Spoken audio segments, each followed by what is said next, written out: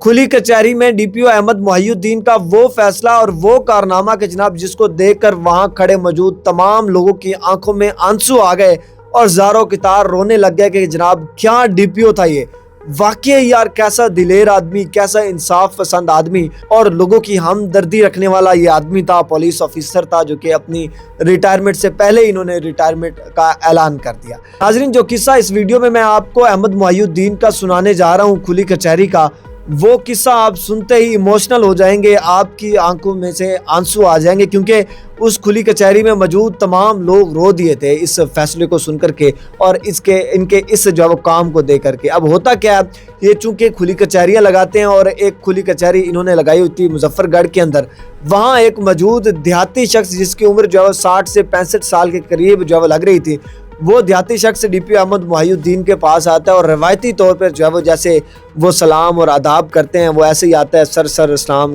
वालेकुम आदाब, ये वो करता हुआ बैठ जाता है, जिस पर डीपीओ साहब उसको जवाब देते हैं और कहते हैं कि बैठ जाएं। वो शख्स बैठता है और डीपीओ साहब को ये कहता है कि जनाब मैं बड़ा ही गरीब शख्स हूँ, मेरा एक रिक्शा था और मेरे पास माल मवेशी थे, पहले मेरा रिक्शा चोरी हो गया और रिक्शे के चंद दिन बाद मेरी 2 भैंसें और 2 गायें भी चोरी हो गई। यही मेरा गुजर बसर था, मेरे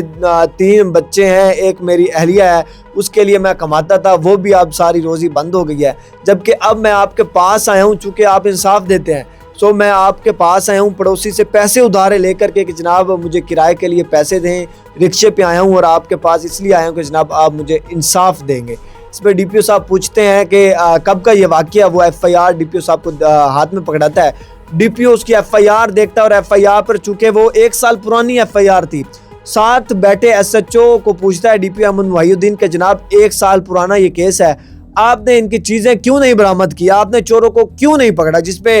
एसएचओ बड़ा घबराया हुआ था और कहता है कि जी हमने बड़ी कोशिश की, हमने जो है वो बड़े चोर पकड़े मगर इनका कोई माल नहीं मिला, उन चोरों से शायद वो चोर किसी और इलाके के होंगे। मगर जो वो अब डीपीओ फिर खामोश हो जाता है और परेशान होता है कि जनाब ये बुजुर्ग भी रो रहे हैं और लोग भी देख रहे हैं कि जनाब वाकई इनका नुकसान हुआ और साथ कहते हैं कि जनाब वाकई आप मुझे एक नेक शख्स लगते हैं, बड़े ईमानदार आप बुजुर्ग हैं। सो वो खड़े साथ जो कि डीपीओ के साथ इनका सेक्रेटरी होता है, उनको ये कहता है कि जनाब मेरे अकाउंट में 2 लाख रुपया मौजूद हैं, वो 2 लाख रुपया निकलवा के इस बुजुर्ग साहब को दें, ये कोई अपना रिक्शा या फिर भैंस या कोई गाय ले ले ताकि इसके घर का सर्कट चले, ताकि ये अपने घर में जो है वो अपनी रोजी रोटी कमा के दे, घर में 3 वक्त की रोटी पक सके, घर में 3 वक्त का खाना बन सके। सो इसको जो है 2 लाख रुपया दें और इस बुजुर्ग को ये कहता है कि जनाब आप परेशान ना हो और हम पे नाराज़ ना होइएगा, आपको शाम तक 2 लाख रुपए मिल जाएंगे, ये 2 लाख रुपए लें आप और चले जाएं, कोई अच्छा सा रिक्शा ढूंढ लें या फिर कोई अच्छी सी गाय या भैंस ढूंढ लें।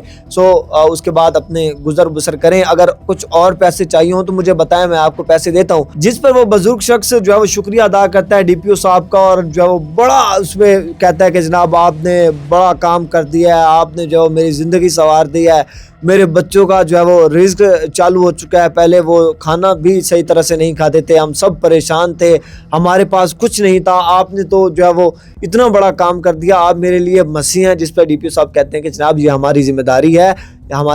है कि जनाब आप लोगों की मदद करें, चूँकि पंजाब पुलिस का फ़र्ज़ ही यही है, जो भी पुलिस होती है, किसी भी कंट्री की पुलिस होती है, उसका फ़र्ज़ है अपने लोगों की मदद करना। सो मैंने मदद की है, इसमें कोई शुक्रिया की बात नहीं है, इसमें कोई ऐसी बात नहीं है कि जनाब आप मेरा शुक्रिया अदा करें। इसके अलावा जो है उसके बाद वो शाम को पैसे पकड़ता है और चला जाता है और जाके पता नहीं क्या ख़रीदता है, वो आगे की बात है। मगर डीपीओ साहब का ये फ़ैसला तारीख़ में याद रखा जाएगा, डीपीओ साहब का ये फ़ैसला जो है वो याद रखेंगी नस्लें कि जनाब डीपीओ साहब ने अपनी जेब में से 2 लाख रुपए उस बुजुर्ग शख्स को दिए कि जनाब आप जाएं और अपना जो है वो ये चीज़ करें, रोज़ी रोटी कमाएं, आपको कोई नहीं रोकता और उसके बाद हम जो है वो पूरी कोशिश करेंगे कि आपका सामान भी मिल जाए, आपका रिक्शा भी मिल जाए, माल मवेशी भी मिल जाए, आपको परेशानी की कोई ज़रूरत नहीं है, आप रिलैक्स रहें, आप जाएँ अपना रिक्शा लें, खुश रहा करें, कोई परेशानी वाली बात नहीं है, ये कह के वो चल देता है। अब नाज़रीन करम, डीपीओ साहब का ये फैसला कितना रहमदिल, मेहरबान, शफकत वाला था कि जनाब एक बुजुर्ग शख्स अगर वो टपकाता तो टपका सकता था, छोड़ देता, ये मिले नहीं है वो चीज़, लेकिन नहीं, ऐसा नहीं किया, अपनी जेब में से 2 लाख निकाले और उसको दे दिया कि जनाब आप जाके ये काम करें अपना। इस तरह के पुलिस ऑफिसर, इस तरह के डीपीओ बहुत कम है।